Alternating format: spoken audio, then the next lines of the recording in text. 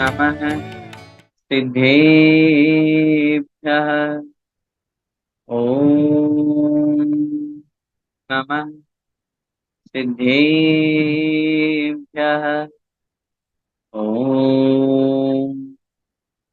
नमः सिद्धेभ्यः। नमो अरिहन्ताणम्, नमो सिद्धाणं, नमो आयर्याणम्,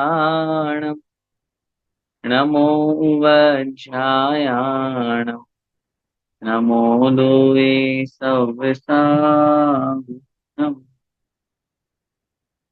पंच परमेष्ठी भगवान की जय। द्वादशांग जिनवाणी माता की जय। चारित्र चक्रवर्ती 108 शांति सागर जी महामुनिराज की जय। संत शिरोमणि आचार्य भगवंत 108 श्री विद्यासागर जी महामुनिराज की जय। अभिनवाचार्य श्री समय सागर जी महाराज की जय। परम पूज्य गुरुदेव निर्यापक श्रवण मुनि पुंगव श्री सुधा सागर जी महाराज की जय। अढ़ाई द्वीपस्थ समस्त महामुनिराजों की जय। श्रवण संस्कृति सिद्धांत प्रवेशिका भाग 3 का हम सभी स्वाध्याय कर रहे हैं और पहला लेसन प्रार्थना वाला हमारा कंप्लीट हो चुका है।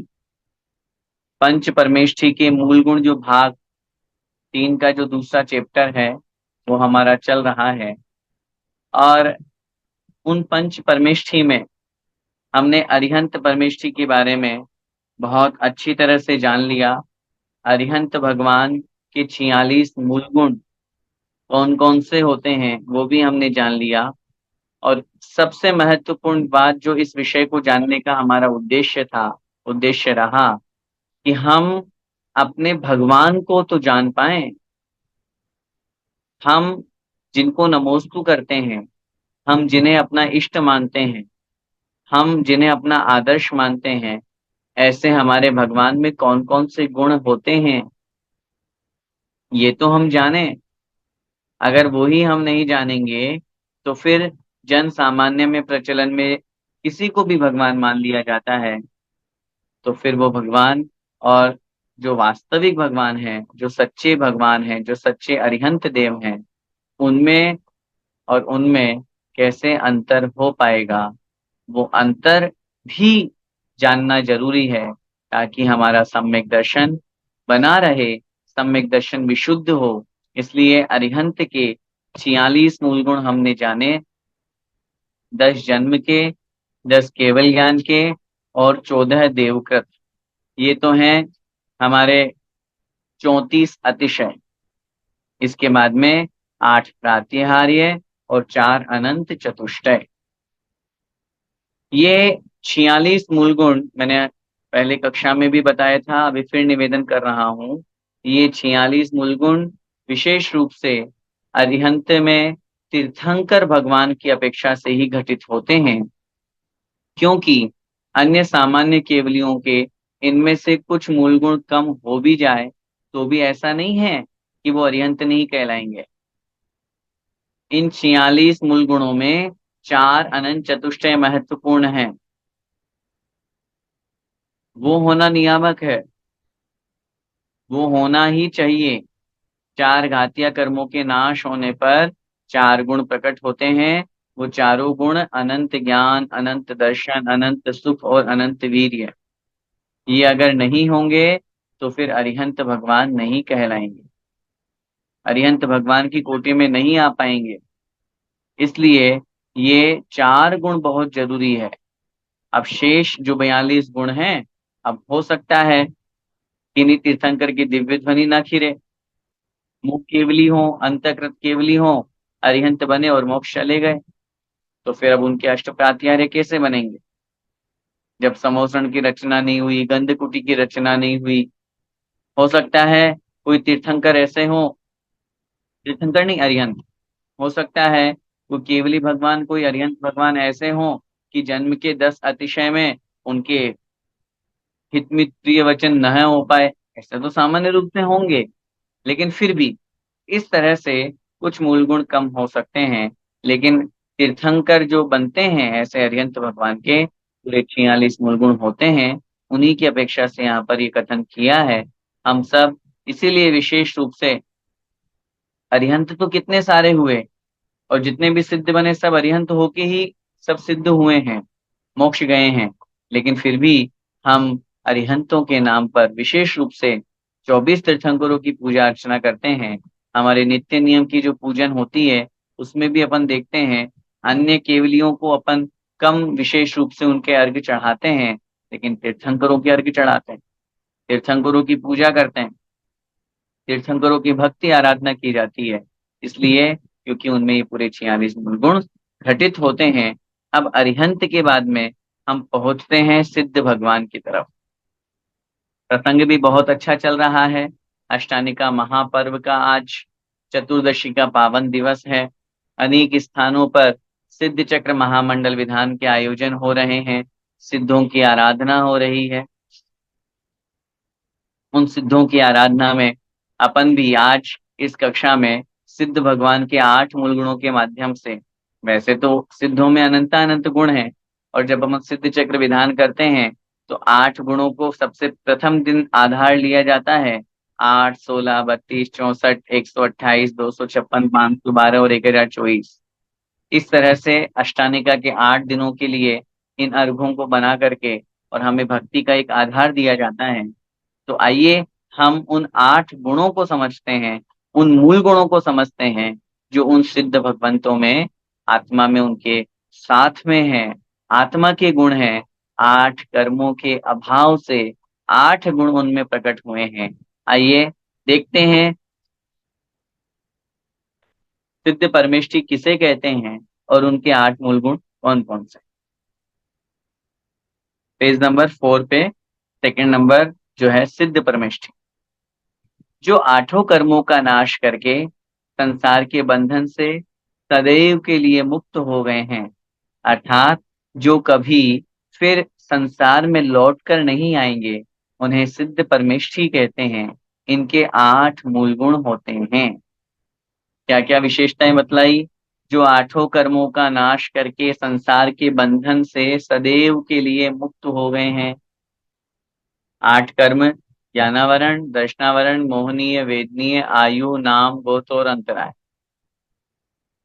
इन 8 कर्मों का नाश करके जो हमेशा हमेशा के लिए मुक्त हो गए, मुक्त शब्द ही बता रहा है जो पूर्ण रूप से छूट गए हैं, 8 कर्मों के बंधन से मुक्त हो गए, छूट गए, ऐसे सिद्ध भगवान सदैव, एक एक शब्द का प्रयोग किया, सदैव, सदैव, सदा एव, सदा एव माने सदा के लिए ही,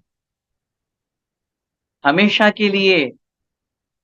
ऐसा नहीं है कि सिद्ध भगवान वापस लौट करके हमारी तरह संसार में आएंगे, जैसे हम संसार में परिभ्रमण कर रहे हैं, कभी मनुष्य में, कभी तिर्यंच में, कभी देव में, कभी नरक में। सिद्धावस्था प्राप्त होने के बाद, आत्मा को शुद्ध हो जाने के बाद में, आत्मा कभी अशुद्ध नहीं होती, आत्मा कभी संसार में नहीं आती। एक बार अगर सिद्ध अवस्था प्राप्त हो गई, रही है अनंता अनंत काल यथा तथा शिव परिणय। पंडित दौलत राम जी ने कितनी अच्छी लाइन लिखी है छड़ाला में, रही है अनंता अनंत काल यथा तथा शिव परिणय। अनंता अनंत काल तक वह आत्मा उस सिद्धालय में विराजमान रहती है, यथा जिस प्रकार शिव परिणय, आज ही मोक्ष को प्राप्त किया हो। जैसे आज ही मोक्ष को प्राप्त किया है, तो एक एग्जाम्पल, जैसे नया नया किसी का जन्म होता हो तो अपन भाई नया नया आदमी, सिद्धों में नहीं होता ऐसा। आज से अनंत काल पूर्व अगर कोई मोक्ष चले गए हैं और आज अगर कोई मोक्ष जा रहे हैं, सिद्धावस्था प्राप्त कर रहे हैं, दोनों के सिद्धत्व में, दोनों के सुख में समानता है। ठीक है, अपेक्षाकृत अगर हम उनमें भेद करना चाहें तो खूब है, ऐसी कोई बात नहीं है। अपेक्षाकृत अगर अपन भेद करना चाहें तो 10वें अध्याय में आचार्य उमा स्वामी महाराज ने लिख दिया, मुक्त जीवों में भी अपेक्षाकृत भेद है। क्षेत्र काल गति लिंग तीर्थ चारित्र प्रत्येक बुद्ध बोधित ज्ञानावागाहनांतर संख्याल्प बहुत्वतः साध्या। लेकिन गुणों की अपेक्षा अगर अपन बात करें, सुख की अपेक्षा बात करें, वहां रहने की अपेक्षा बात करें, आत्मा के निवास की बात करें, यथा तथा शिव परिणय, जैसे आज ही मोक्ष को प्राप्त हुए हैं ऐसे अनंत अनंत काल हो जाने पर भी वो बिल्कुल उसी रूप सुख का अनुभव करते हैं। आदिनाथ भगवान और महावीर भगवान में भले ही यहाँ अंतर हो सकता है, उनकी 500 धनुष की अवगाहन आती, यहाँ 7 हाथ की अवगाहन आती महावीर भगवान की, लेकिन सिद्धावस्था प्राप्त करने के बाद आत्मा के प्रदेशों में भी अवगाहना में अंतर हो सकता है, लेकिन गुणों में अंतर नहीं होगा। जो गुण आदिनाथ भगवान में है वही के वही गुण महावीर भगवान में, कोई अंतर नहीं है, एक रंच मात्र भी, बिल्कुल मैं कह रहा हूं। सिद्धावस्था में पहुंचने के बाद में किसी भी जीव के गुणों में कोई अंतर नहीं, जितने भी सिद्ध जीव हैं सब बिल्कुल इक्वल, एक समान। इसलिए यहाँ शब्द का प्रयोग किया, जो सदैव के लिए मुक्त हो गए हैं, हमेशा हमेशा के लिए, जिन्होंने मोक्ष को प्राप्त कर लिया है। और आगे लिख रहे हैं, जो लौट करके फिर इस संसार में वापस कभी नहीं आएंगे, क्योंकि संसार में आने के लिए कर्म चाहिए। संसार में आएंगे तो किसी न किसी पर्याय में तो आएंगे, पर्याय में आएंगे तो कितनी आयु प्राप्त करेंगे, कितने समय तक रहेंगे, आयु कर्म लग गया। पर्याय में आएंगे तो शरीर धारण करेंगे तो नाम कर्म लग गया। आत्मा और शरीर मिल गया तो राग द्वेष हो गया, तो फिर सारे के सारे मोहनी कर्म लग गए, फिर बचा ही क्या। लौट करके संसार में आने का कोई कारण ही नहीं है, क्योंकि संसार परिभ्रमण का कारण है राग द्वेष करना। संसार परिभ्रमण का कारण है मोह करना। जब वहां पर भाव कर्म ही नहीं है तो द्रव्य कर्म कैसे बनेंगे। एक उदाहरण से समझिए, जैसे हमने दूध लिया, दूध का दही बना दिया, और दही को मथ करके हमने घी बना दिया मक्खन से। अब मक्खन से घी बना लिया तो घी बन गया, ये हमारी दूध की शुद्ध पर्याय हो गई। क्या घी बनने के बाद में उस घी को वापस दूध में परिवर्तित किया जा सकता है? क्या घी को वापस दही बनाया जा सकता है? क्या घी को वापस मक्खन बनाया जा सकता है? क्या घी को वापस दूध बनाया जा सकता है? नहीं बनाया जा सकता। जैसे शुद्ध पर्याय प्राप्त हो जाने के बाद अशुद्ध पर्याय में आने का कोई निमित्त नहीं है, कोई कारण नहीं है, आते ही नहीं है, ऐसे ही जो अब लौट करके संसार में वापस कभी नहीं आएंगे, बस अनंत अनंत काल तक वहीं रहते हैं और वहीं रहेंगे, उन्हें हम सिद्ध भगवान या सिद्ध परमेष्ठी कहते हैं। इनके 8 मूल गुण हुआ करते हैं। आइए छंद पढ़ करके उनको अपन समझते हैं। समुचित दर्शन ज्ञान, अगुरु लघु अवगाहना, सूक्ष्म वीरज जवान, निराबाध गुण सिद्ध के। समुचित दर्शन ज्ञान, पहले तो 8 गुण लगा लीजिए, क्योंकि आप सब लोगों ने सिद्ध भक्ति भी पढ़ी हुई है, और सिद्ध भक्ति के अलावा जब अपन भक्तियां करते हैं तो उसमें भी आता है सम्मतणान दंसण वीर्य सुगमम तहेव अवगहणम, अगुरु लघु मव्वावाहम अट्ठ गुणा होम सिद्धाणम। उसी प्राकृत भाषा को यहाँ पर हिंदी भाषा में समकित माने सम्यक दर्शन, समकित माने सम्यक्त्व, दर्शन माने शायिक दर्शन, ज्ञान मतलब शायिक ज्ञान, अगुरु लघु, और अवगाहना माने अवगाहनत्व। सूक्ष्म अर्थात सूक्ष्मत्व गुण, वीरजवान और वीर्यवान होना, अनंत वीर्य क्षायिक वीर्य का होना, निराबाध और अव्याबाद। निराबाद, निराबाध, आबाद माने बाधा, व्याकुलता, परेशानी। और निराबाद माने बाधा से रहित, अव्याबाद। गुण सिद्ध के, ये 8 गुण सिद्ध के अर्थात सिद्धों के हुआ करते हैं। इन 8 गुणों का अर्थ यहाँ सामान्य, अनंत सम्यक्त्व, अनंत दर्शन, अनंत ज्ञान, अगुरु लघु, अवगाहनत्व, सूक्ष्मत्व, अनंत वीर्य और अव्याबादत्व, ये लिखा हुआ है। एक एक को समझिए, बहुत महत्वपूर्ण विषय है। अनंत सम्यक, मोहनीय कर्म के नाश होने पर आत्मा में अनंत सम्यक तो प्रकट हो गया। 8 कर्मों में सबसे प्रचंड कर्म है मोहनीय कर्म।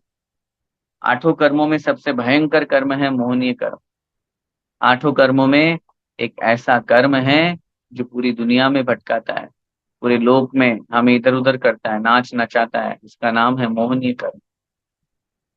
संसार में यदि हम परिभ्रमण कर रहे हैं तो संसार परिभ्रमण का मूल कारण है मोहनीय कर्म। उस मोहनीय कर्म के नाश से अनंत सम्यक्त गुण प्रकट हो जाता है। सम्यक्त का मतलब होता है श्रद्धान, और मोहनीय यही तो करता है, हमें मिथ्यात्व की तरफ लेकर के जाता है, हमारे श्रद्धान को सही नहीं होने देता। और जब मोहनीय का नाश हो गया तो उस आत्मा में क्षायिक सम्यक्त गुण प्रकट हो गए। अब ऐसा क्षायिक सम्यक्त हो गया, ऐसा सम्यक्त गुण प्रकट हो गया जो अब लौट करके वापस मिथ्यात्व की तरफ नहीं लेकर के जाए। अब लौट करके वापस उन्हें राग द्वेष में लिप्त नहीं करेगा। जब किसी भी कर्म का क्षय हो जाता है, जब किसी भी कर्म का नाश हो जाता है, तब उस स्थिति में वह कर्म वापस उदय को प्राप्त नहीं होता। जब उसको जड़ सहित उखाड़ करके फेंक दिया तो वापस नया कैसे उत्पन्न होगा, वापस नया कैसे पैदा होगा? हाँ, अगर ऊपर से काटा हो तो वापस बन जाएगा। जब हमने उसको जड़ सहित ही नष्ट कर दिया, समूल नष्ट कर दिया, अग्नि में उसको जला दिया, दग्ध कर दिया, तब उस स्थिति में राग द्वेष मद लोभ मोह चिंता जितने भी विभाव है कुछ नहीं आने वाले। और जब वो नहीं आएंगे तो सम्यक तो कभी नष्ट नहीं होगा। दूसरा गुण यहाँ पर दे रहे हैं अनंत दर्शन, अर्थात जिसे हम क्षायिक दर्शन भी कहते हैं। दर्शनावरण कर्म के उदय से अभी संसार में हमें नींद आती थी। चक्षु दर्शनावरण, अचक्षु दर्शनावरण, अवधि दर्शनावरण, केवल दर्शनावरण, निद्रा निद्रा निद्रा, प्रचला प्रचला प्रचला, स्त्यान ग्रद्दि, ये कर्म सब लगे हुए थे हमारे साथ में। अब जब अनंत दर्शन प्रकट हो गया, अब जब दर्शनावरण कर्म का नाश हो गया, अब उस आत्मा में ऐसी शक्ति प्रकट हो गई कि न केवल आंखों से, ये तो बाहरी रूप था, दर्शन मात्र आंखों से नहीं होता। वो तो जो देखना होता है वो एक सामान्य लोक व्यवहार में आंखों से दर्शन करना अपन बोलते हैं, लेकिन दर्शन तो आत्मा का गुण है। सामान्य अवभास को दर्शन कहते हैं, सामान्य प्रतिभास को दर्शन कहते हैं। हम छद्मस्त जीवों के ज्ञान होने से पूर्व जो दर्शन होता है उसको अपन दर्शन कहते हैं। अब केवल ज्ञान हो गया, अब जब सिद्धत्व प्राप्त हो गया, तब उस स्थिति में उनको केवल दर्शन कहो, अनंत दर्शन कहो या क्षायिक दर्शन कहो, अब उन आत्मा को कभी भी सामान्य अवभास और प्रतिभास के ऊपर आवरण नहीं डले, नींद ही नहीं आएगी। कोई कहे अच्छा, अब इतने लंबे समय तक सिद्ध भगवान वहां रहते होंगे, बढ़िया है, कोई काम धाम करना नहीं पड़े, बढ़िया आराम से सो मस्त। उत्तर मिलेगा, हमें जो नींद आती है, हम जो सोते हैं, वो दर्शनावरण कर्म के उदय से सोते हैं।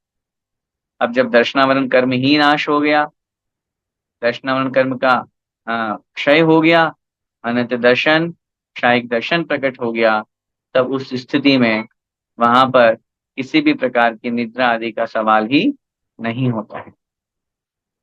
तीसरा गुण यहाँ पर हमारे सामने है अनंत ज्ञान।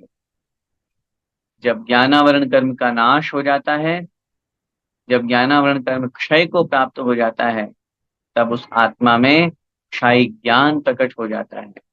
उस आत्मा में ऐसा ज्ञान प्रकट हो जाता है जिस ज्ञान के बाद में अज्ञान अवस्था नहीं होती, जिस ज्ञान के बाद में उस आत्मा में मति ज्ञानावरण, श्रुत ज्ञानावरण, अवधि ज्ञानावरण, मनः पर्य ज्ञानावरण और केवल ज्ञानावरण, इस तरह से जो आवरण रूप में ज्ञानावरण कर्म की जो 5 भेद हैं, पूर्ण रूप से वह ज्ञानावरण कर्म नाश हो गया। अब शाही ज्ञान प्रकट हो गया। तीनों लोक, और न केवल तीनों लोक बल्कि अपितु आलोक भी, समस्त छहों द्रव्य और उनकी अनंत पर्याय एक साथ एक समय में बिल्कुल स्पष्ट झलक रही है, बिल्कुल स्पष्ट सामने दिखाई दे रही। ये भाव है, ये गुण है शाही ज्ञान का। ये गुण सिद्धों में प्रकट हो गया। ऐसा गुण प्रकट हो जाने से, ज्ञानावरण कर्म के नाश हो जाने से सिद्धों में वह गुण प्रकट हो गया है। ऐसा तीसरा गुण है क्षायी ज्ञान, अनंत ज्ञान। इसके बाद में है अगुरु लघु। 8 कर्मों में एक कर्म है गोत्र कर्म। वह गोत्र कर्म हमें संसार में, गोत्र कर्म के 2 भेद हुआ करते हैं, उच्च गोत्र और नीच गोत्र। वह गोत्र कर्म हमें संसार में भटकाता है। वह गोत्र कर्म हमें कभी उच्चा स्थान दिला देता है तो कभी निम्न जाति में, निम्न स्थान में पैदा करा देता है। लेकिन अब जब सिद्धत्व प्राप्त हो गया, सिद्ध अवस्था प्राप्त हो गई, अब उस आत्मा को न तो निम्न स्थान पर जाना है और न लोकमान्य किसी उच्च कुल में जन्म लेना है। हाँ, गुरु माने बड़ा और लघु माने छोटा या हल्का। अगुरु लघु अर्थात जहां पर किसी भी प्रकार का कोई छोटा या बड़ा कुल नहीं है, सब गुण समान है। मैंने कहा ना, सब सिद्धों में सब एकत्व है, कोई अंतर नहीं है। उन सिद्धों में जितने गुण पहले से जो सिद्ध हैं उनमें थे, उतने ही गुण अभी जो हैं उनमें है, कोई अंतर नहीं है। इसका नाम है अगुरु लघु गुण। फिर है अवगाहना, एक ऐसा कर्म जो अब तक संसार में ज्ञानावरण के अभाव से अनंत ज्ञान, दर्शनावरण के अभाव से अनंत दर्शन, मोहिनी के अभाव से कौन सा गुण प्रकट हुआ? शायद सम्यक। आगे अपन पढ़ेंगे वेदनीय के अभाव से निराबाधत्व या अव्याबाधत्व कहेंगे। आयु, आयु कर्म जो था वो हमें संसार में किसी न किसी पर्याय में रोके रख रहा था। उस आयु कर्म के अभाव में अवगाहनत्व गुण प्रकट होता है, नाम कर्म के अभाव में सूक्ष्मत्व गुण प्रकट होता है, गोत्र कर्म के अभाव में अगुरु लघुत्व और अंतराय के अभाव में अनंत वीर्य। तो जो बात अपनी आई है कौन से गुण की? अवगाहनत्व गुण की। अवगाहनत्व गुण आयु कर्म के अभाव में, आयु कर्म जो हमें एक स्थान पर एक पर्याय में रोके रहा है, रोक रहा है। मनुष्य में हो, तिर्यंच में हो, देव में हो, नारकी हो, आपको रहना पड़ेगा इतने समय। हम यहाँ पर कब तक हैं? जितनी हमारी आयु है तब तक है। आयु समाप्त होते ही अगले पर्याय में पहुंच जाएंगे। लेकिन जिनका आयु कर्म समाप्त हो गया, न केवल वो हमेशा के लिए सिद्धालय में हैं, बल्कि जो अन्य जीवों को भी रहने के लिए अपने समान स्थान प्रदान कर रहे हैं, ऐसा गुण जिनमें विद्यमान है, वह गुण कहलाता है अवगाहनत्व गुण। एक आत्मा में अनेक आत्माएं समाई। 45 लाख योजन का सिद्धालय है। अब उस 45 लाख योजन के सिद्धालय में कितने जीव आएंगे? अनंत अनंत सिद्ध हैं। इसलिए इसलिए दर्शन पाठ की स्तुति में लिखा, एक माही अनेक राजे, एक आत्मा में अनंत आत्माएं समाई। अब यहां से कोई मोक्ष जा रहे हैं तो आप लोगों ने पढ़ा है या सुना होगा कि जितने भी सिद्ध होते हैं सब ऊर्ध्व गति से जाते हैं और जाकर के सब सिद्धालय में विराजमान हो जाते हैं। अब उसी स्थान से बाद में कोई और सिद्ध हुए तो वो भी बिल्कुल सीधे उसी ऊंचाई में जाएंगे। फिर तीसरे हुए तो उसी में, चौथे हुए तो उसी में। अनादिकाल से मोक्ष हो रहा है, अनादिकाल से मोक्ष हो रहा है। उस अनादिकाल से होने वाले मोक्ष में अब तक अनंता अनंत सिद्ध हो गए। पूरे 2.5 द्वीप का ऐसा एक भी कोना नहीं, एक भी ऐसा स्थान नहीं जो वहां से कोई सिद्ध न हुआ हो। मैं फिर कर रहा हूं रिपीट ये बात। पूरे 2.5 द्वीप का, जहां पर जम्बू द्वीप, लवण समुद्र, धात्री खंड, कालोदरी समुद्र और आधा पुष्कर द्वीप, 45 लाख योजन का, चाहे समुद्र हो चाहे द्वीप हो, चाहे कर्म भूमि का स्थान हो चाहे भोग भूमि का स्थान हो, मोक्ष जाने की बात कर रहा हूं। जाएगा तो कर्म भूमि का जीव ही मोक्ष, लेकिन उठा करके किसी ने फेंक दिया भोग भूमि में, किन्हीं मुनि महाराज को किसी देव ने फेंक दिया, समुद्र में फेंक दिया, बैरवशात। विशुद्धि बढ़ी, परिणामों में निर्मलता आई, और वहीं से समुद्र से मोक्ष चले गए केवल ज्ञान होते ही। तो ऐसा एक भी स्थान नहीं है 2.5 द्वीप का जहां से आज तक कोई मोक्ष प्राप्त न किया हुआ हो। और एक आत्मा में अनंत आत्माएं समाहित होती है, ये कहलाता है अवगाहनत्व। इसके बाद में आगे लिख रहे हैं 6 नंबर पे, सूक्ष्म अर्थात सूक्ष्मत्व गुण। नाम कर्म के कारण से अभी आत्मा को छोटा बड़ा शरीर मिल रहा है। नाम कर्म के 93 भेद हैं, उन 93 भेदों में विशेष रूप से, ऐसे तो सभी अपने अपने कर्म के उदय से उस रूप में, लेकिन अभी शरीर, तिर्यंच के शरीर को धारण करना पड़ा, कभी चींटी कभी हाथी, तो जो शरीर मिलता आत्मा को वैसा आकार बनाना पड़ता। लेकिन अब नाम कर्म का अभाव हो गया, तो आत्मा में ऐसा सूक्ष्मत्व गुण प्रकट हो गया, अब आत्मा को छोटा बड़ा शरीर के आकार में नहीं जाना पड़ेगा। और अगर अर्थ की अपेक्षा से भाव लगाओगे तो आत्मा इतनी सूक्ष्म हो गई कि दिखती नहीं। हाँ, सिद्धालय में विराजमान सिद्ध भगवान किसको दिख रहे हैं? बोलो, हाथ ऊपर करो, आप में से किसी को दिखते हो तो हमें भी बता दो। हमें तो नहीं दिखते। अमूर्तिक है, शुद्ध आत्मा है, सूक्ष्मत्व गुण है, कैसे दिखेंगे भाई? उन्हें तो हम सिर्फ गुणों के माध्यम से उनकी आराधना और पूजा कर सकते हैं, इसके अलावा और कोई उपाय नहीं। उनकी पूजा कर सकते हैं, उनके गुणों का स्तमन कर सकते हैं, लेकिन हम प्रत्यक्ष अपनी आंखों से देख सकें, अरे भाई आंखों से क्या, मति ज्ञान, श्रुति ज्ञान, अवधि ज्ञान और मनः परे ज्ञान, चारों ज्ञान से नहीं देख सकते। सिद्धों को देखना है, सिद्धों को जानना है, तो उसका एक ही उपाय है, केवल ज्ञान प्राप्त कर।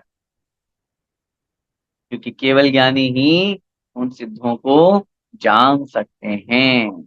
ऐसा सूक्ष्म वीरजवान अनंत वीर्य, मोहनी कर्म के अभाव में एक ऐसा गुण प्रकट हो गया, सॉरी क्षमा चाहता हूं, अंतराय कर्म के अभाव में एक ऐसा गुण प्रकट हो गया।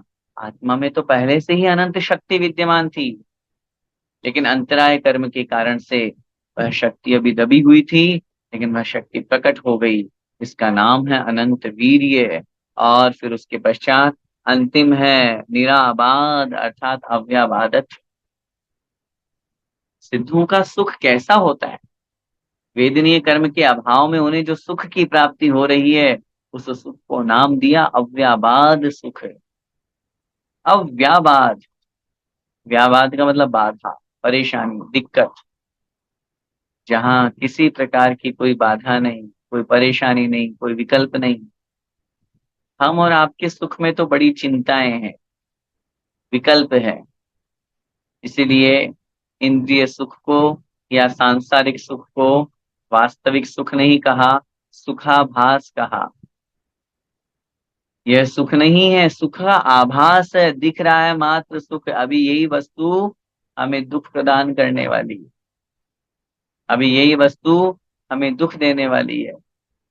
इसकी बात करें हम, इसलिए अरिहंत भगवान के सुख को भी अव्याबाद सुख नहीं कहा। अंतर समझना, बहुत गहराई वाली बात कर रहा हूं। अरिहंत भगवान के सुख है कि नहीं? है। 4 गुण बताए ना अरिहंतों के, अनंत ज्ञान, अनंत दर्शन, अनंत सुख और अनंत वीर्य। ठीक है। अब मोहनी के अभाव में वेदनीय है, चूंकि वेदनी कर्म भी विद्यमान है, अरिहंत के तो नाश हुआ नहीं। अब उनको जो सुख मिल रहा है, उस सुख को आचार्यों ने नाम दिया अनंत सुख। और सिद्धों में जो सुख है, उस सुख को नाम दिया अव्याबाद सुख। बताओ दोनों सुख में क्या अंतर है? अरिहंतों के भी अनंत सुख है, सिद्धों के अव्ययवाद सुख है, दोनों के सुख को अलग अलग नाम क्यों दिया? उत्तर मिलेगा, अरे अभी अरिहंतों के वेदनीय कर्म बाकी है। 8 कर्मों में से 4 ही कर्मों का नाश हुआ। आयु, नाम, गोत्र और वेदनीय, ये 4 अघातीय कर्म अभी बाकी हैं। और वेदनीय कर्म जब तक है तब तक पूर्ण सुख नहीं हो सकता। वो वेदनीय कर्म उनके सुख में बाधा दे रहा है। भले ही अनंत सुख है, लेकिन 13वें गुण स्थान में असाता वेदनी का भी उदय है।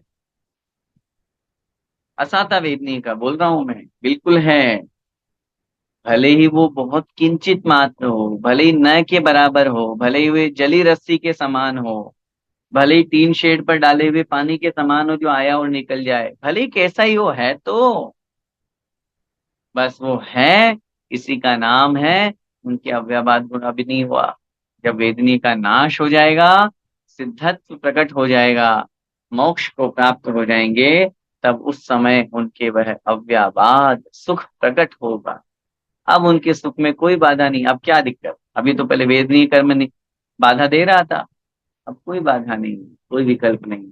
इस तरह की व्यवस्था अव्ययवाद गुण की बनती है। ये सिद्ध भगवान के 8 मूल गुण हुआ करते हैं।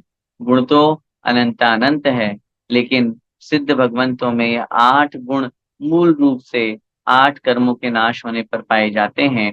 सभी सिद्धों में समान रहते हैं, ऐसा एक भी सिद्ध नहीं है। जैसे अरिहंतों में तो मैंने आपको बताया ना, तीर्थंकर की अपेक्षा होंगे, अन्य में कम ज्यादा हो सकता, सिद्धों में नहीं होता ऐसा। सिद्धों में तो जो पूरे 8 मूल गुण हैं, वो पूरे के पूरे ही होते हैं, यही होते हैं, गुणों में कोई अंतर नहीं। पंच परमेष्टि में से अरिहंत और सिद्ध के बारे में अपन ने जाना। अब चलते हैं आचार्य परमेष्टि की तरफ, तीसरे नंबर पे। आचार्य परमेष्टि किसे कहते हैं? मैं तो इस प्रश्न का उत्तर देने के लिए यहाँ पढ़ूं उससे पहले यही कह दूं कि आचार्य परमेष्ठी किसे कहते हैं। तो आचार्य भगवंत विद्यासागर मुनि महाराज को देख लीजिए, उनका जीवन चरित्र देख लीजिए, उनके दर्शन का स्मरण कर लीजिए, उनकी चर्या का स्मरण कर लीजिए, हमें आचार्य परमेष्ठी की परिभाषा समझ में आ गया। लोग तो आचार्य पद से सुशोभित होते हैं। विद्यासागर मुनि महाराज आचार्य पद से सुशोभित नहीं थे, आचार्य पद उनसे सुशोभित था। आचार्य पद भी सोच रहा होगा, कोई तो आया जो मुझे अक्षरशः पालन करना यथावत मुझे भी सौभाग्य दिला रहा है। लोग तो आचार्य पद से सुशोभित होते हैं, लेकिन आचार्य पद उनसे सुशोभित था। इसका नाम आचार्य विद्यासागर महाराज था। ये चर्या, उनके जीवन चरित्र, उन्होंने जो अपने गुरु ज्ञान सागर महाराज से जो प्राप्त किया, उस प्राप्त के साथ में जो अपने जीवन का निर्माण किया, उनका व्यक्तित्व कृतित्व, हर चीज, कैसे उठना कैसे बैठना मूलाचार के अनुसार अगर जानना है तो आचार्य श्री का जीवन चरित्र देखिए। एक एक मूल गुण अभी जो अपन पढ़ेंगे, आचार्य भगवंत के 36 मूल गुण होते हैं। उन एक एक गुण को आचार्य श्री में घटाने की कोशिश, कोशिश नहीं, घट रहे हैं, वो तो अपन एक व्याख्या रूप में बात करूंगा मैं। इसलिए 36 मूल गुण उनके होते हैं। आइए आचार्य परमेष्ठी की परिभाषा, जो मुनि संघ के अधिपति होते हैं, स्वामी होते हैं, है ना, समस्त मुनियों के, चतुर्वेद संघ के स्वामी, मुखिया, संघस्थ मुनि आदि को दीक्षा तथा प्रायश्चित आदि देते हैं। जो मुनि महाराज श्रावक श्राविका है, चतुर्वेद संघ है, आरिका माता जी हैं, क्षुल्लक जी अलग जी हैं, वो दीक्षा देते हैं, उनको प्रायश्चित देते हैं, जिनके 36 मूल गुण होते हैं, तथा जो पंचाचार का पालन स्वयं करते हैं और दूसरे मुनिराजों से कराते हैं, उन्हें आचार्य परमेष्ठी कहते हैं। सबसे महत्वपूर्ण बात, पंचाचार का पालन, ज्ञान दर्शन तप, ज्ञान दर्शन चारित्र तप और वीर्य, ज्ञानाचार, दर्शनाचार, चारित्राचार, तपाचार और वीर्याचार। इन पंचाचारों का पालन तो स्वयं तो करते ही हैं, दूसरों से कराते हैं। उनका नाम है आचार्य भगवंत, आचार्य परमेष्ठी। 36 मूल गुण उनके हैं। और उन मूल गुणों में आइए कौन कौन से हैं आचार्य परमेष्ठी के 36 मूल गुण। द्वादश तप दश धर्म जुत पाले पंचाचार, षट आवश्यक गुप्ति त्रय आचार्य गुण सार। आचार्य भगवंत के 36 मूल गुण में द्वादश तप, 12 प्रकार के तप कहे गए हैं। द्वादश का मतलब होता है 12। दश धर्म जुत, धर्म जो है वो कितने हैं? 10 प्रकार के धर्म हैं, उत्तम क्षमा आदि। और पाले पंचाचार, और जो पंच आचारों का पालन करते हैं। 12 तप, 10 धर्म हो गए 22। 12 तप और 10 धर्म 22, और पंचाचार ये हो गए 27। षट आवश्यक और 6 आवश्यक, 27 और 6 33, 33। गुप्ती त्रय और 3 गुप्तियां, 36 और 3 सॉरी 33 और 3 36। आचार्य गुण सार, आचार्य भगवंत के ये श्रेष्ठ, सार का मतलब श्रेष्ठ गुण कहेगा। सार का मतलब संक्षिप्ति नहीं होता, सार का मतलब श्रेष्ठ भी होता। आचार्य गुण सार, आचार्य भगवंत के ये 36 गुण श्रेष्ठ गुण कहे गए हैं, जिनका पालन आचार्य परमेष्ठी करते हैं। संघ के मुखिया होते हैं, शिक्षा दीक्षा प्रायश्चित देते हैं, और जो 36 मूल गुणों का पालन करते हैं। विशेष बात, ज्ञान दर्शन चारित्र वीर्य और तप जो पंचाचार है, स्वयं तो पालन करते ही है, स्वयं के मूल गुणों में तो आता ही है, लेकिन अपने शिष्यों से भी करवा। आचार्य भगवंत का केवल यही कर्तव्य नहीं है कि बस दीक्षा दिए और स्वतंत्र हो जाओ, नहीं, उनको सिखाना, गण पोषण काल। अभी एक वीडियो आप लोगों के पास में सब लोगों ने देखी होगी, चल रही है। आचार्य श्री ने अंत समाधि के समय कितना बड़ा त्याग किया। समाधि के बाद लोगों ने बहुत तरह की बातें बनाई, उन्होंने आचार्य पद का त्याग नहीं किया, आचार्य पद के साथ में चले गए। इतने समझदार साधु होने के बाद में भी ये न जाने क्या क्या अनर्गल बोला।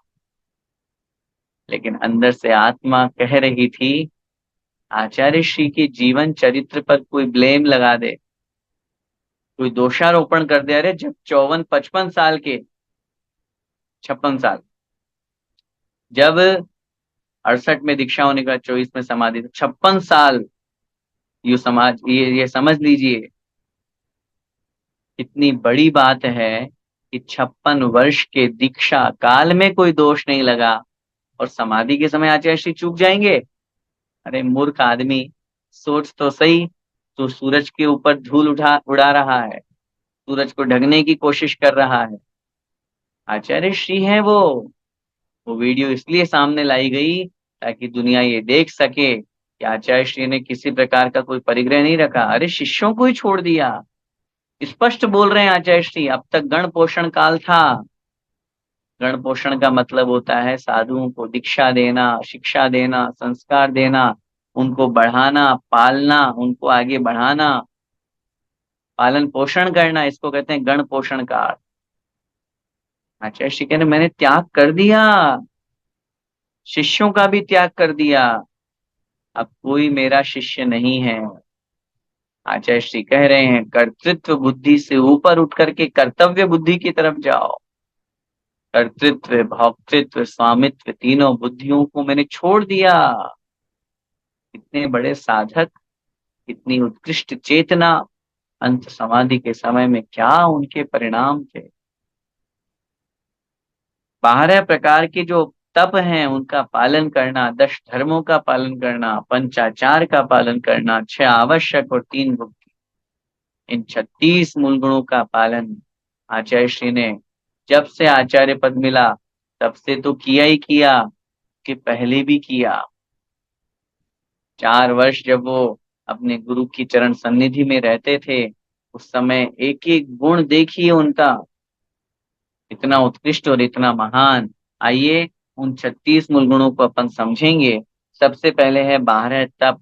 बारह तप में 6 अंतरंग और 6 बहिरंग, इस तरह से 12 तप होते हैं। यहाँ पर छंद दिया हुआ है, अपन पढ़ते हैं। अनशन ऊनो दर करे, व्रत संख्या रस छोर, विविक्त शय्यासन विविक्त शय्यासन धरे, काय कलेश सुठोर। ये तो हो गए बाह्य 6 तप। प्रायश्चित धर विनय जुत, वैयाव्रत स्वाध्याय, मुनि उत्सर्ग विचार के, हरे ध्यान मन लाय। ये 6 अंतरंग तप।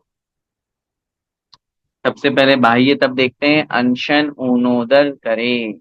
पहला है अनशन, दूसरा ऊनोदर, तीसरा व्रत संख्यान, व्रत परिसंख्यान, चौथा रस छोड़ अर्थात रस परित्याग, पांचवा विविक्त शय्यासन, धरे माने धारण करते हैं, और छठा कायक क्लेश, सुठोर अर्थात अच्छे स्थान पर, अच्छी अपेक्षा से।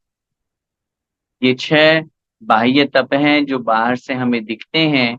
बाहर किसी न किसी वस्तु का आलंबन इनमें लिया जाता है, इसलिए इनको बाह्य तप कहा है।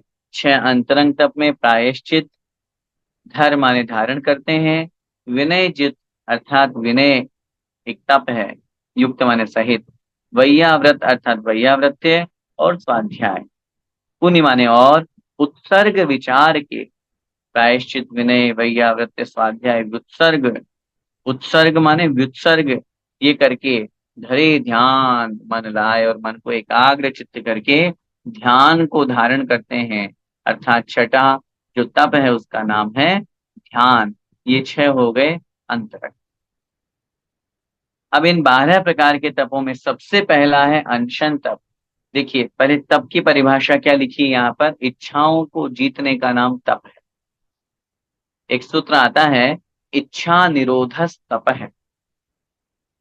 इच्छाओं को जीतना, और वास्तविकता में देखें तो हम समझें इस बात को, हमारी इच्छाएं आकाश के समान असीमित है, अनंत है।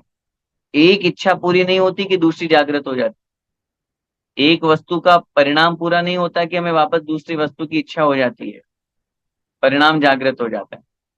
और यदि हमने अपनी उन इच्छाओं पर विजय प्राप्त कर ली, सामने वस्तु है, उदाहरण समझिए, सामने वस्तु है, खाने योग्य है, हम खाते हैं, लेकिन फिर भी हम उसे नहीं खाएं, का नाम इच्छाओं को जीत लिया, तप हो गया। खाने योग्य वस्तु को खाने की इच्छा होने के बावजूद भी छोड़ दिया, इसका नाम है तप। कितना बड़ा सेल्फ कंट्रोल है, कितना बड़ा आत्मसंतुष्टि है। जो जो अशुद्ध है नहीं खाना वो अलग बात, जो खाने योग्य हैं, खाते हैं, त्याग नहीं किया है अभी तक, लेकिन सामने रखी हुई है, लेकिन फिर भी हम नहीं खा रहे हैं, हमने कहा नहीं आज नहीं खाना, आज अष्टमी है, आज चतुर्दशी है, आज मुझे हरी नहीं खाना, हरी रखी है, फल फ्रूट्स भी सब रखे हैं, सब्जियां भी खूब है, अरे भाई हरी नहीं खाओगे तो फिर क्या बनाए, बिना हरी के तो हमारे भोजन में कुछ चलता ही नहीं है। नहीं, होने के बावजूद भी, सक्षम होने के बावजूद भी, खाने योग्य होने के बावजूद भी का परित्याग अगर हम कर देते हैं, इसका नाम है तप। इसलिए इच्छाओं को रोकना, इच्छाओं को जीतना तप है। तब 12 प्रकार के होते हैं, इन्हें 2 भागों में विभक्त किया जाता है, बाह्य तप और आभ्यंतर तप। बाह्य तप अनशन ऊनोदर वृत्ति परिसंख्यान रस परित्याग विविक्त शय्यासन और काय। अब सबसे पहला है अनशन तप। शब्द से ही अर्थ लगा लीजिए, अनशन, अन अशन, अशन का मतलब होता है भोजन, और अन अशन माने भोजन नहीं करना। क्या लिखा है यहाँ पर, 4 प्रकार के आहार का त्याग करने का नाम अनशन है। 4 प्रकार का आहार कौन कौन सा, खाद्य, स्वाध्य, लेय और पेय, जिससे हमारा पेट भरता है, अन्न का भोजन, उसे हम कहते हैं खाद्य। सौंफ, सुपारी, इलायची जो हम स्वाद के लिए खाते हैं वह है स्वाद्य। चाटने योग्य जो चटनी आदि है, रबड़ी आदि है, वह कहलाता है लेह्य। और पीने योग्य जो है दूध, पानी वगैरह, वह है पेय। चारों प्रकार के आहार का त्याग का नाम अनशन है, उपवास है। हाँ, ये मत बोलिएगा कि हमने पानी पी लिया तो हमने उपवास कर लिया। उपवास कब होगा? जब पानी की एक बूंद भी ग्रहण नहीं की जाएगी। अब आप बोलोगे भैया यहाँ तो 90 क्या 99% सब पानी पी के उपवास करते हैं। उत्तर मिलेगा, उपवास तो नहीं कहेंगे, लेकिन हाँ ये कहेंगे उसने उपवास करने की कोशिश की तो उसके 5 नंबर कम हो गए, पानी पी लिया इसलिए।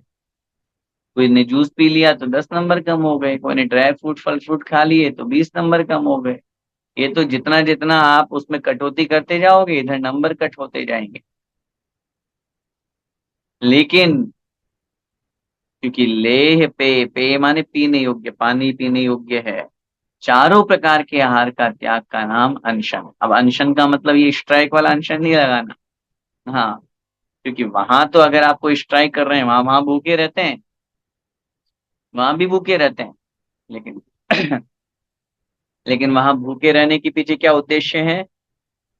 हमारी मांगे पूरी करो। यहाँ नहीं है, यहाँ तो कर्म क्षयार्थम तप्यते इति तपः, कर्मों का क्षय करने के लिए तप किया जाता है। दूसरे नंबर पे है ऊनोदर। ऊन उदर, ऊन माने कम, उदर माने पेट से। पेट से कम खाना, जितनी भूख है उतनी नहीं खा करके उससे थोड़ा कम खा लिया, आधा खा लिया, चौथाई खा लिया, ये और उत्कृष्ट तप है। अनशन में तो चारों प्रकार के आहार का त्याग था, रसोई में जाना ही नहीं है, सामने थाली लगवाना ही नहीं। ऊनोदर में तो मुनि महाराज, आचार्य भगवंत आहार के लिए जाएंगे, पड़गान होगा, सब चीजें दिखाई जाएगी, और मात्र पानी पी के आ गए, मात्र एक चपाती लेके आ गए, मात्र आधा आहार करके और आ गए, अंतराय नहीं हुआ। अपनी इच्छा से उन्होंने अपने आप को इतना कंट्रोल किया, जो मैंने अभी आपको बताया ना, वस्तु सामने होने के बावजूद भी उसको ग्रहण नहीं कर रहे हैं। इसका नाम है ऊनोदर। थोड़ी सी लेकर के बस अपनी इतिश्री करनी। तीसरे नंबर पे है वृत्ति परिसंख्यान, भोजन को जाते समय अटपटी प्रतिज्ञा लेना। हाँ, जिसे अपन बोलते हैं विधि। ऐसी ऐसी उत्कृष्ट विधि लेके निकलते हैं आचार्य भगवंत कि बस सामने वाला चकरा जाए। सामने वाले व्यक्ति को बहुत मेहनत, क्योंकि वो अपने आहार की परीक्षा करते हैं। आज मेरी किस्मत में भोजन है या नहीं, जरा मैं एक बार देखूं तो, समझू तो, परीक्षा करते हैं। इसका नाम है वृत्ति परिसंख्या। चौथा है रस परित्याग, छओ रसों या 1 2 3 4 5 रसों का त्याग करना अपनी शक्ति अनुसार। आचार्य श्री जब फिरोजाबाद में थे 1975 में, तब उस समय पूरे चतुर्मास के लिए उन्होंने 6 रसों का त्याग कर दिया था। आप सोचिए, भोजन में नमक नहीं, मीठा नहीं, तेल नहीं, घी नहीं, दूध दही नहीं, बचा क्या भाई? क्या खाते होंगे, क्या आहार में लेते होंगे? और अपन सब जानते हैं आचार्य श्री कितने उत्कृष्ट साधक थे। उन्होंने कैसे कैसे रसों का त्याग करके अंतिम समय में भी उन्होंने अपनी वृद्धावस्था के साथ में ये जो रोग हो गया था पी लिया। वैद्यों ने कहा था आचार्य श्री दूध ले लीजिए, आप दूध ले लेंगे तो ये रोग ठीक हो जाएगा। आचार्य श्री ने कहा मैंने तो दूध का आजीवन त्याग कर दिया, और जिसका मैंने आजीवन त्याग कर दिया मैं उसे ग्रहण कैसे करूं? खूब लोगों ने कहा, महाराज लोगों ने कहा महाराज प्रायश्चित ले लीजिएगा। अगर आपने औषधि के निमित्त ग्रहण कर लिया तो प्रायश्चित ले लीजिएगा। आचार्य ने कहा मैं जानबूझ करके मैंने आज तक गलती नहीं करी, अब करूंगा। उन्हें उन्होंने समाधि लेना स्वीकार कर लिया, लेकिन अपने व्रत में दोष नहीं लगाया। ये कहलाता है रस परित्याग नाम का तप। इसके बाद में है विविक्त शय्यासन। स्वाध्याय ध्यान आदि की सिद्धि के लिए एकांत तथा पवित्र स्थान में सोना अथवा बैठना। विविक्त माने होता है एकांत, शय्या आसन। शय्या माने सोना, आसन माने आसन लगाना, बैठना, ध्यान की सिद्धि के लिए। अभी तो आप बैठे हो, सो रहे हो, लेकिन जब ध्यान करेंगे, घंटे, 2 घंटे, 5 घंटे, 10 घंटे एक साथ एक जैसा बैठना पड़ेगा, फिर क्या करोगे?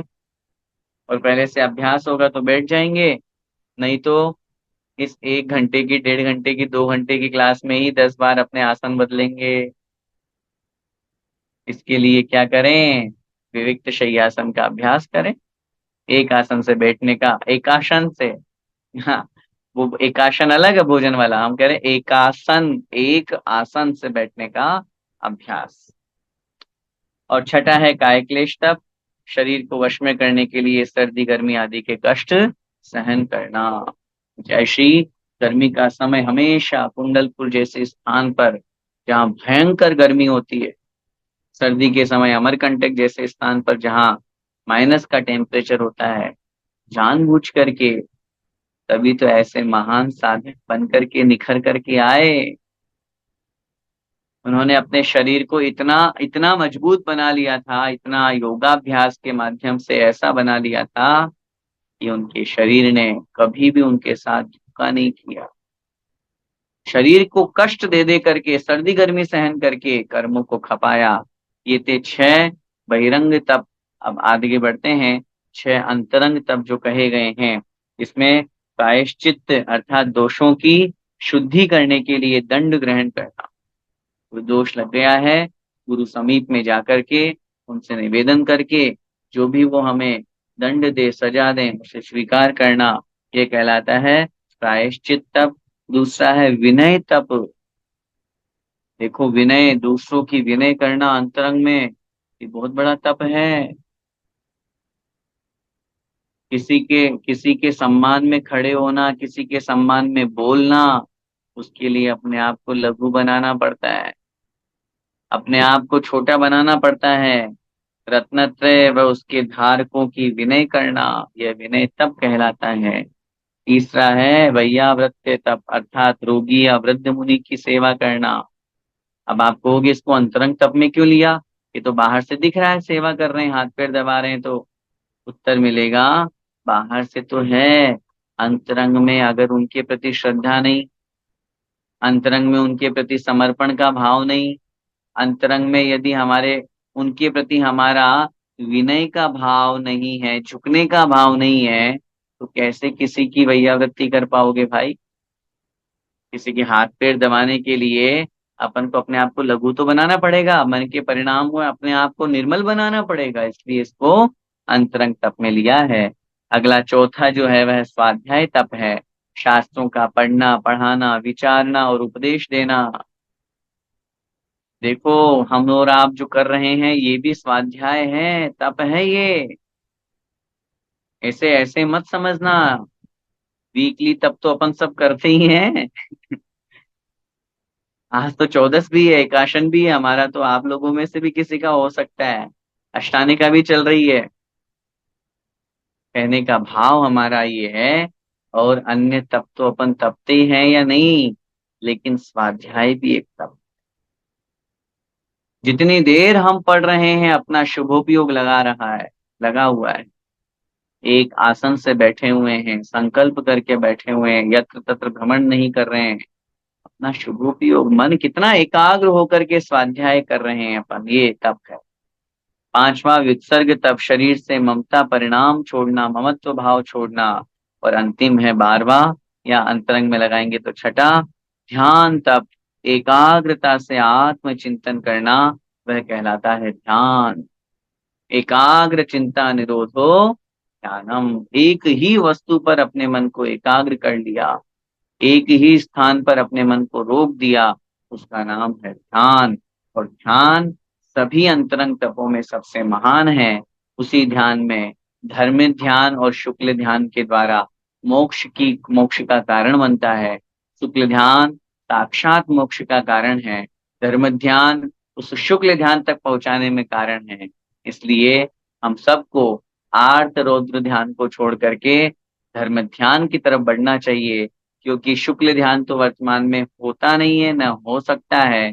केवल मात्र धर्म ध्यान हमारे लिए लक्ष्य है। हम वो करके सबको भी अपनाएं और अपनी आत्मा को कुंदन बनाएं। क्योंकि आचार्य भगवंत के तो और भी अभी गुण हैं। 8 10 धर्म है, पंचाचार है, 6 आवश्यक है, 3 गुप्तियां हैं। लेकिन आज का समय हो गया है, इसलिए आज यहीं तक ही लेंगे। अपन ने आज जो सिद्धों के 8 गुण पढ़े, मैंने आपको पहले भी कहा था और अभी फिर निवेदन कर रहा हूं, हमारा लक्ष्य पुस्तक पूरा करना नहीं है। हमारा लक्ष्य है एक एक गुण को समझना। पुस्तक तो आप स्वयं पढ़ सकते हैं, लेकिन अपन जो इसकी डिटेल समझ रहे हैं, व्याख्या समझ रहे हैं, ये अपने को कहीं नहीं मिलेगी। अपन बहुत अच्छी तरह से भली, अब चूंकि पंच परमेष्टि का पाठ है, और पंच परमेष्टि के पाठ में अगर अपन ने 5 क्लास भी नहीं दी तो फिर क्या किया, है ना। तो इसलिए अपन अच्छी तरह से आज अपन ने सिद्धों के बारे में समझा, साथ में आचार्य भगवंत के 46 मूल गुण जाने, उनमें से 12 तप की अपन ने विशेष व्याख्या की। शेष जो आचार्य भगवंत के मूल गुण हैं और उपाध्याय और साधु परमेष्ठी हैं, ये अपन आगे की कक्षाओं में समझेंगे। तब तक के लिए कुल द्वादशांग जिनवाणी माता की जय। संत शिरोमणि आचार्य भगवंत श्री विद्यासागर जी महामुनिराज की जय। जय। परम पूज्य निर्यापक श्रमण मुनि पुंगव श्री सुधा सागर जी महाराज की जय।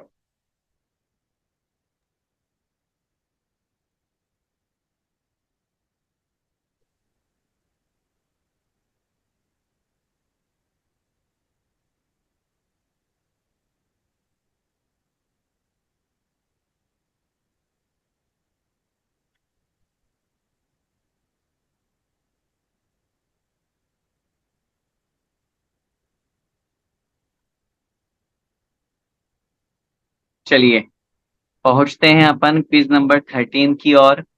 और इस बार भी रेस्पॉन्स बहुत अच्छा रहा है।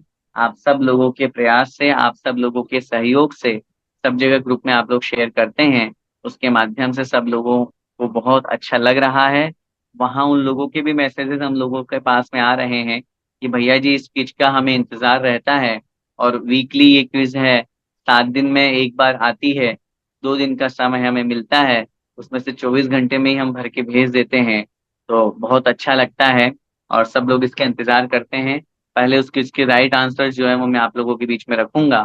फिर उसके पश्चात 10 about 10 या 100% मार्क्स जिनके आए हैं उनका नाम अनाउंस होगा। शुभ और अशुभ भावों की उत्पत्ति से क्या होता है? ए आश्रव, बी निर्जरा, सी बंध, या डी पूर्व पाप।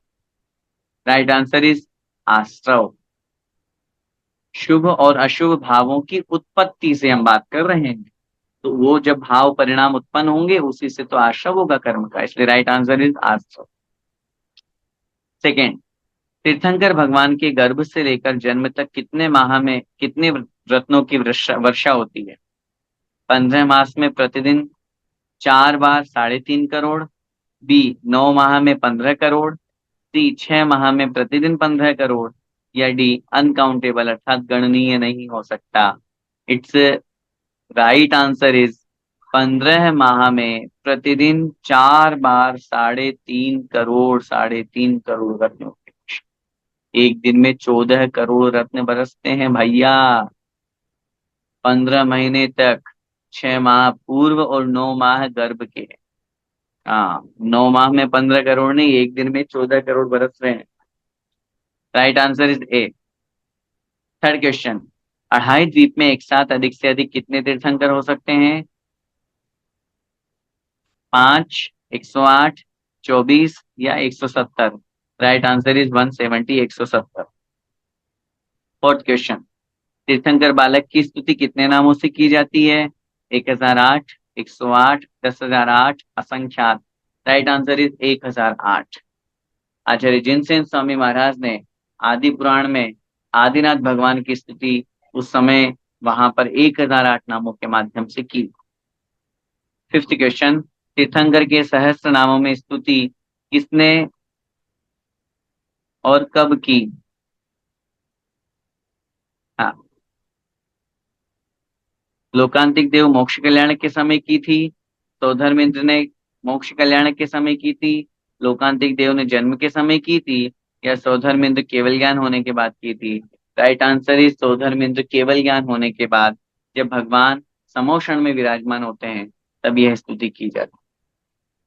नेक्स्ट क्वेश्चन, तीर्थंकर को जब वैराग्य होता है तब कौन से देव आकर उनके वैराग्य की स्तुति के लिए अपनी भक्ति प्रकट करते हैं? रक्षक देव, लोकांतिक देव, कुबेर या सौधर्मेंद्र? सही उत्तर है लोकांतिक देव, जो सिर्फ एक बार आते हैं और उन तीर्थंकर के वैराग्य की अनुमोदना करते हैं। नेक्स्ट, कितने तीर्थंकर का चिन्ह दो इंद्रिय है? एक, चार, तीन या छह? राइट आंसर इज एक, ओनली वन।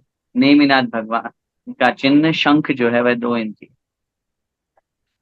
आठवां प्रश्न, पहले से क्रम में लिखें। जैसे पालकी को ले जाते हैं, पश्चात कौन पालकी को दीक्षावन तक ले जाते हैं? मनुष्य, देव या विद्याधर? राजागण, विद्याधर, मनुष्य और देवतागण? कोई क्रम नहीं है, या ऐरावत हाथी के साथ देवगमन ले जाते हैं? सही उत्तर है बी, राजागण, विद्याधर, मनुष्य और देवगण। ये सही उत्तर है। पहले राजा लोग, फिर विद्याधर, फिर मनुष्य, 7 हाथ तक ले जाने के बाद में, 7 कदम चलने के बाद में फिर देवता लेकर। नौवां प्रश्न, उस पालकी को मनुष्य एवं विद्याधर कितने कदम तक ले जाते हैं? सही उत्तर है 3 कदम, 7 कदम, 9 कदम या सभी कदम, या सभी गलत? सही उत्तर है 7 कदम तक मनुष्य ले जाता। लास्ट क्वेश्चन, दीक्षावन में देवों द्वारा रखी गई उस शिला का नाम बताओ जिस पर पद्मासन मुद्रा में पूर्वाभिमुख होकर सिद्ध परमेश्वर को नमस्कार करके, पंचमुष्टि केशलोच करके, वस्त्राभूषण का त्याग करके, जिन मुद्रा को धारण करते हुए समस्त पापों का त्याग कर महाव्रतों का संकल्प करते हैं। सीधी सी बात है, तीर्थंकर दीक्षा के समय जिस शिला पर बैठते हैं उसका नाम चंद्रकांत मणि, नीलमणि, चिंतामणि या हीरामणि? सही उत्तर है चंद्रकांत मणि, ये इसका राइट आंसर है। और बहुत अच्छी बात है कि 10 में से 10 प्रश्नों का सही उत्तर देने वाले हमारे सामने 32 मेंबर्स हैं। 32 महानुभावों ने इस बार 100% मार्क्स हासिल किए हैं। मैं उनका नाम आप लोगों के बीच में रख रहा हूँ। सवीना जैन, सिलचर, आसाम। सुमन जैन, कोचीन। स्मिता गोरे, दुबई। सीमा जैन, रांची। पुष्पलता जी बड़जात्या, मुंबई। गुणमाला जी जैन, टोडा रायसिंह। राजकुमारी जी सेठी, बैंगलोर। प्रेमलता जी जैन, जयपुर, राजस्थान। मधुमती जी पाटिल, मिरज। सरोज जी पाटनी, मुंबई। कुसुम जी छाबड़ा, इम्फाल, मणिपुर। अनीता जी जैन, उदयपुर। गुणमाला जी गांधी, भीलोड़ा। माया जी जैन, दिल्ली। श्वेतल जी शाह, मुंबई। मधु जी शाह, मुंबई। अनीता जी टोडा रायसिंह। अर्चना जी कासलीवाल, इम्फाल। अनुराधा जी जैन, गुवाहाटी। अनुराधा जी जैन, इम्फाल। निर्मला जी सिंघई, जबलपुर। सुमित्रा जी सेठी, बगईगांव। सुचिता जी जैन, बगईगांव। राजेंद्र जी जैन, टोडा रायसिंह। पिंकी जी राव का, Bagaigaon, Bagaigaon. And Rekha ji Jain, Agra. Riya ji Jain, Udaipur. Shubhangi ji Demapur, Jaysinghpur. Doctor Jyoti ji Kasar, Pune. Sunita ji, Suresh ji Doshi, Sirpur. Rajendra ji Sogani, Dubai. And last Rekha ji Sogani, Dubai. इस तरह इन 32 लोगों ने क्विज नंबर 13 में ये विनर्स रहे हैं। एक बार जोरदार तालियों से इनका स्वागत और सम्मान करें। मैं श्रवण संस्कृति जीसीसी परिवार की तरफ से सभी महानुभावों का बहुत बहुत हार्दिक धन्यवाद और बहुत बहुत शुभकामनाएं यहाँ पर प्रेषित करता हूँ, जिन्होंने बहुत सुंदर तरीके से इस क्विज को कंप्लीट किया और 100% मार्क्स यहाँ पर लेकर के आए।